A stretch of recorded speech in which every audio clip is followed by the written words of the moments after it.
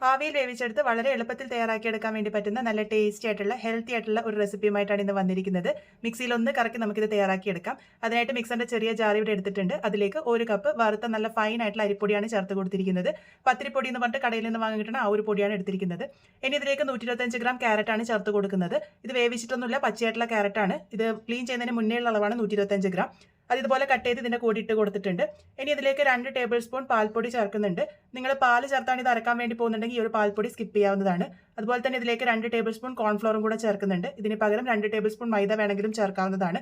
ഇതിലേക്ക് 1/2 കപ്പ് പഞ്ചസാരയാണ് ചേർത്ത് കൊടുത്തിരിക്കുന്നത്.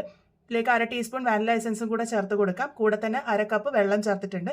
സാധാരണ വെള്ളമാണ് ചേർത്ത് കൊടുത്തത്. നിങ്ങൾക്കിത് പാല് ചേർത്തിട്ടും അരച്ചെടുക്കാവുന്നതാണ്. ഇതുപോലെ നല്ല ഫൈനായിട്ട് തന്നെ അരച്ചെടുക്കുക. ചെറിയ ചെറിയ കട്ടകളാണെന്ന് അത് ക്യാരറ്റിൻ്റെതാണ്. ഇതിലേക്ക് 1/4 കപ്പ് റിഫൈൻഡ് ഓയിലോ അല്ലാന്നുണ്ടെങ്കിൽ ബട്ടറോ ചേർത്ത് കൊടുക്കാം. മണമില്ലാത്ത ഏത് ഓയിൽ വേണമെങ്കിലും ചേർത്ത് ലോ സ്പീഡിൽ ഒന്ന് കറക്കി എടുത്തിട്ടുണ്ട്. അതിനുശേഷം 1/4 ടീസ്പൂണിന്റെ പകുതി അളവ് ഉപ്പും കൂടെ തന്നെ 1 ടീസ്പൂൺ ബേക്കിംഗ് പൗഡറും 1/4 ടീസ്പൂൺ ബേക്കിംഗ് സോഡയും ചേർത്തിട്ടുണ്ട്.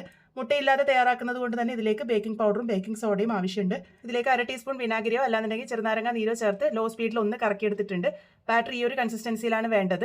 ഇനി ഇത് ഈ ഒരു പാത്രത്തിലാണ് ഞാൻ ഇത് തയ്യാറാക്കി എടുക്കാൻ വേണ്ടി പോകുന്നത്. ഇതുപോലത്തെ പാത്രത്തിൽ തന്നെ തയ്യാറാക്കണം എന്നൊന്നുമില്ല. നിങ്ങൾക്ക് ഏത് ടൈപ്പ് പാത്രത്തിൽ വേണമെങ്കിൽ ഇത് ഉണ്ടാക്കിയെടുക്കാം. ഏത് പാത്രമാണോ എടുക്കുന്നത് അത് ആദ്യം നെയ്യോ അല്ലെങ്കിൽ ഇതുപോലെ എണ്ണയോ നന്നായിട്ട് തടവിയെടുക്കുക. അതിനുശേഷം നമ്മൾ തയ്യാറാക്കി വെച്ചിരിക്കുന്ന കൂട്ട് ഒഴിച്ചു കൊടുക്കാം. കൂട്ട് കട്ടിയായിട്ട് തോന്നുന്നുണ്ടെങ്കിൽ 1 ടേബിൾ സ്പൂൺ വെള്ളം അല്ലെങ്കിൽ പാല് ചേർത്ത് കൊടുക്കാവുന്നതാണ്.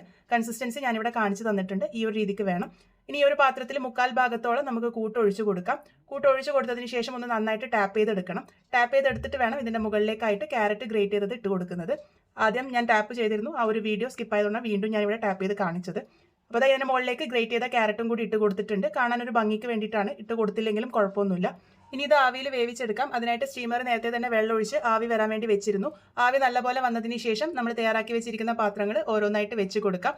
അതിനുശേഷം അടച്ചു വെച്ച് മീഡിയം ടു ഹൈ ഫ്ലെയിമിൽ 25 മുതൽ 30 മിനിറ്റ് നേരത്തേക്ക് നല്ലപോലെ തന്നെ ആവി കയറ്റി എടുക്കാം. ഇപ്പോൾ ഏകദേശം 25 മിനിറ്റ് ആയിട്ടുണ്ട്. നമുക്ക് തുറന്ന് നോക്കാം. ഇതിലിപ്പോൾ ക്രാക്ക് വീണിരിക്കുന്നത് ആ മുകളിൽ ഇട്ട് കൊടുത്തിരിക്കുന്ന ആ ഒരു ക്യാരറ്റ് ഗ്രേറ്റ് ചെയ്തതുകൊണ്ടാണ്. അല്ലാന്നുണ്ടെങ്കിൽ ഒട്ടും ക്രാക്ക് ആകാതെ നമുക്ക് കിട്ടും.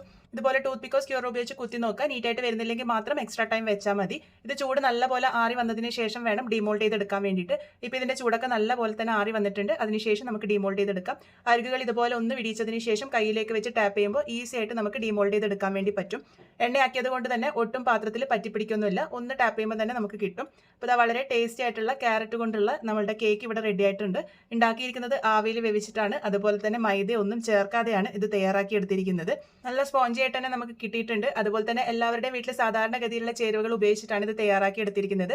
എന്തായാലും നിങ്ങൾ ട്രൈ ചെയ്ത് നോക്കൂ. ട്രൈ ചെയ്ത് ഫീഡ്ബാക്സ് ഒക്കെ പറയാൻ വേണ്ടി മറക്കരുത്. വീണ്ടും ഒരു നല്ല റെസിപ്പിയുമായി കാണാം.